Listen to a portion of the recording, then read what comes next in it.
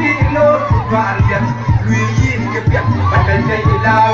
aku baca kehidupan cepat menenun ranyoji udah jadi pan jangan ban jadi jalan panjang riu nyanyian udah anjing di pan udah jadi pan jangan ban jadi jalan panjang riu nyanyian udah anjing di pan banyak yang kerindu punya jeng kuaren gaya tonnya depan cakap aku juga lagi punya jeng puri wajah panjang dia pakai pin gua di jong riak aja kare toko rere itu konya nyituin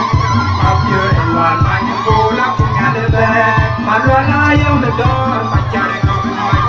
jonge ayo banjir dia bayalang ayun aku kuat pun bayar gaya tanya pakai kue udah jadi jadi ban jadi jalan panjang riu nyanyian udah tanya pan udah jadi ban jadi jadi jalan panjang riu nyanyian udah tanya pan tekorinya biar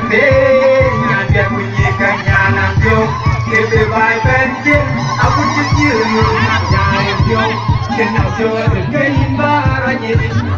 Bayu ke bende lewat jenarinya